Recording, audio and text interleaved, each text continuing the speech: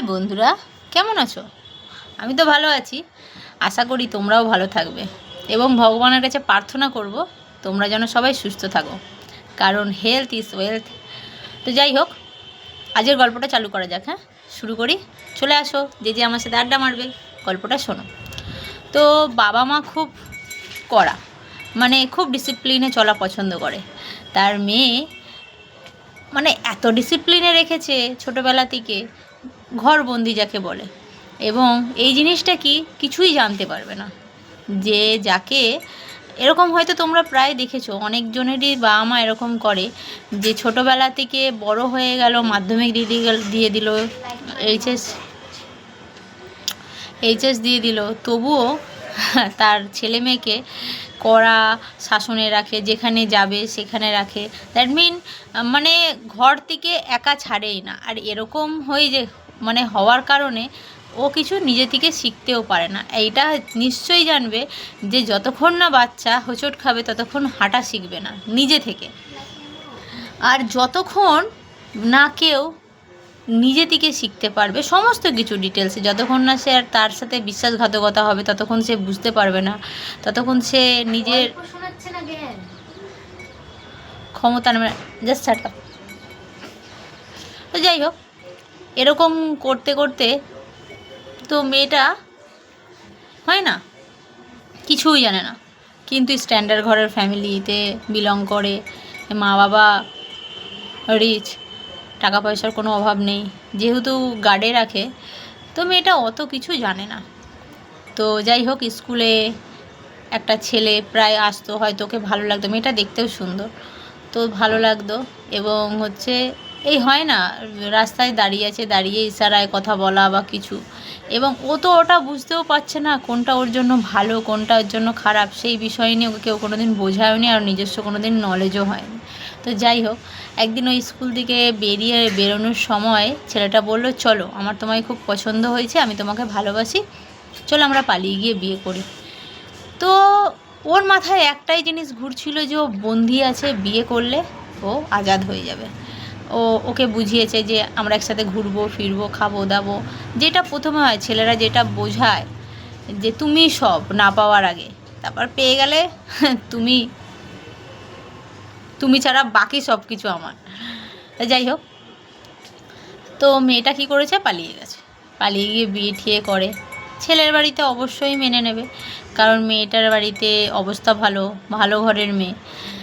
ছেলেটার ঘরের অবস্থা সেরম ভালো না, ছেলেটা ঠাকুর বানায়, কুমোরটলি হয়, ঠাকুর বানায়। তো ঠাকুর বানালে কী হবে, পরিবারের ওর 2 বোন, একটা ছেলে, মা বাবা আছে, ঠাকুর বানায়। আর সেরকম ভালোভাবে যে ওদের সংসার খুব ভালোভাবে চলে তা না, দৈনন্দিন একটু কষ্টতেই চলে। ঠাকুর বানিয়ে একটা সিজনারি বিজনেস, কোনো বছর ভালো হলো, কোনো বছর ভালো হলো না, অর্ডার হলো, এরম টাইপের ব্যাপার। তার মধ্যে ওর 2 বোন, তাদের পড়াশোনা, তো ছেলেটার ড্রিঙ্কস, নেশা করতো, সব রকম নেশা, সব রকম মিন্স খৈনি, বিড়ি, সিগারেট, মাল, আদারওয়াইজ আমি এই কটাই জানি, আর বাকি জানি না। তো যাই হোক, এবার বিয়ে করার পরে যাই হোক 2 দিন 4 দিন ভালোই যাচ্ছে, যেটা হয় নতুন নতুন খাওয়া দাওয়া ঘোরা। তারপর না, এবার ছেলেটা যে পরিবার, একই পরিবারে, যেহেতু মেয়েটা তো কিছুই জানে না, কাজ বাজ সেরকম কিছুই জানে না, পড়াশোনা করতে করতে চলে এসছে। মেয়েটা 9-এ পড়তে, মেয়েটা 9-এ পড়লেও কী হবে, কিছু কিছু ছেলেমেয়েরা আছে যাদের মা বাবারা ছেড়ে রেখেছে, যারা ছোটো থেকেই ছাড়া থাকে না, তাদের 5-এর পর থেকে, 5 কেন, একটা সময়ের পর থেকে তাদের অনেকটা সেন্স চলে আসে মাথায়, কোনটা ঠিক কোনটা ভুল বিচার করার ক্ষমতা, হঠাৎ করে কিছু একটা ডিসিশান না নিয়ে ভেবেচিন্তে ডিসিশান নেওয়া, এরকম অনেক বাচ্চাদের মধ্যেই থাকে। কিন্তু যাই হোক, ওর মধ্যে সেটা ছিল না। কিন্তু তারপরে যখন ওর ছেলের বাড়ি থেকে ওর মা বাবা 2 বোন ওর সাথে মেনে নিতে পারছে না, কারণ কোনো শ্বশুরবাড়িতেই এই জিনিসটা আসে, বিয়ের পরে হয়তো মেয়েকে মেনে নিল, কিন্তু মেয়ের বাড়ি বড়লোক হোক যাই হোক, দেখতে পাচ্ছে কোনো রিলেশান নেই, পালিয়ে যেহেতু এসছে, তখন কি করছে, ওকে টর্চারিং শুরু করে দিচ্ছে। এবার টর্চারিং এই কাজ করতে পারে, কথা শোনানো প্রথমে, তারপর দ্বিতীয় হ্যাঁ, ওর বর আসছে, ওর বরকে বলছে। এবার ওর বর কী করছে, খেয়ে আসছে, খেয়ে এসে মারধর করছে। এরম করতে করতে সহ্য করতে করতে মারধর করছে, এরম সহ্য করতে করতে প্রথম মাস 1-2 মাস পরেই ওর পেটে বাচ্চা চলে আসে। আর ওর মা বাবা এর মধ্যে কী করে, তুই বিয়ে করেছিস তুই বুঝবি বলে আলাদা করে দেয়। আর যেহেতু নিজেকে ইনকাম করে সমস্ত কিছু নিজে করতে হবে, এই রাগটাও কিছুটা মানে ছেলেটা মেয়েটার উপরে বার করে।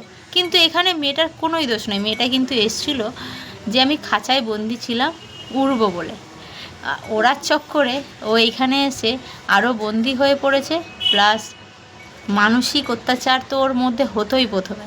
ওর বাড়ির লোকেরা ওকে খাওয়ায় পড়ায় তো অসুবিধা দিত না, অ্যাটলিস্ট এরমভাবে টর্চারিং তো করতো না।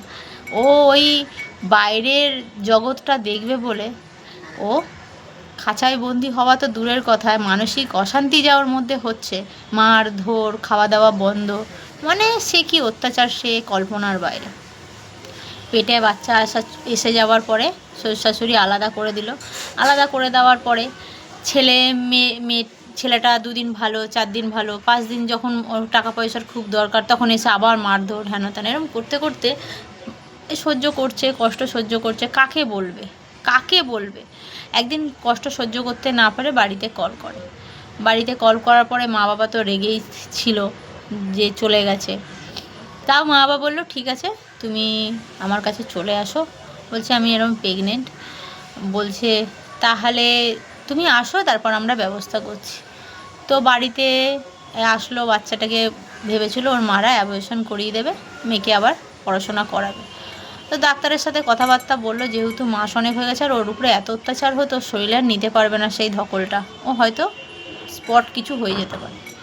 তো ডাক্তারদের মতে কী করলো, ওর বাবা মা ডিসিশন নিল যে ওদের ফ্যামিলির অন্য একটা জায়গায়, ফ্যামিলির মধ্যেই অন্য একটা জায়গায়, মানে নিজেদের মধ্যে না, একটা দূরত্ব, টাকা পয়সার ব্যাপার দিয়ে তো বাচ্চাটা ওখানে ডেলিভারি করাবে।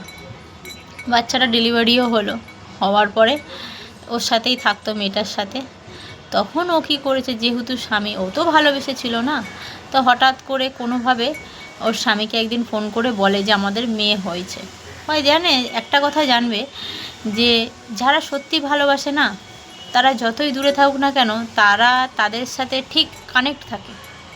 ছেলেটা হয়তো ওকে ভালোবাসেনি, কিন্তু মেয়েটা তো সত্যি ভালোবেসেছিল। তো যাই হোক, মানে বিয়ের আগে হয়তো ভালোবাসিনি, চলে গেছে যে আমি উড়বো সেই চিন্তা ভাবনা করে বন্দিতে রয়েছি, কিন্তু বিয়ের পরে তোকে ভালোবেসেছে। আমি এইটুখানি জানি, একটা মেয়ে যখন তার সমস্তটুকু দিয়ে দেয় একটা ছেলেকে, তখন সেই ছেলেটাই তার কাছে সব হয়ে যায়, মন থেকে যে দেয়। তো যাই হোক, তো ফোন করে বলেছে যে আমাদের মেয়ে হয়েছে। তখন ছেলেটা বদমাস, ভেবেছে ও মেয়ের বাবা মা যখন মেনে নিয়েছে তাহলে এবার ভালোই খসানো যাবে। তো বলছে তাহলে একটা কাজ করো, তুমি কোথায় আছো বলো, আমি তোমাকে আর মেয়েকে নিয়ে চলে আসবো। তো রীতিমতন ও ভেবেছে হয়তো আবার সব কিছু ঠিক হয়ে যাবে, হয়তো ও আগে আর মারবে না, ধরবে না, নেশা করবে না, এরকম বলছে। চলো ঠিক আছে। মেয়েটা আবারও কী করলো, ওর অ্যাড্রেসটা দিল। আর এবারও তার মা বাবাকে বললো এরকম আমার বর আসছে নিতে। তো মা বাবা বললো ঠিক আছে যাও। তো এবার কি হয়েছে, ওর মা বাবা ছেড়ে দিয়েছে যখন, ও মেয়েটাকে নিয়ে আবার গেছে। যাওয়ার পরে 1 মাস ঠিক, 2 মাস ঠিক, 1 বছর ঠিক, আবার 1 বছরের মাথায় মেয়েটাকে বলছে তোমার বাবা মা তো মেনেই নিয়েছে, তো টাকা দিতে বলো কিছু, তাহলে তুমি গ্যাস নিতে পারবে। ওই স্টোভে রান্না করতো, তা ছাদে ঘর করতে পারবো, আমরা ভালোভাবে থাকতে পারবো। তো মেয়েটা বলছে আমি আমার বাবার থেকে চাইবো কেন, আমার বাবাই যদি সব দেবে, তা আমার তো।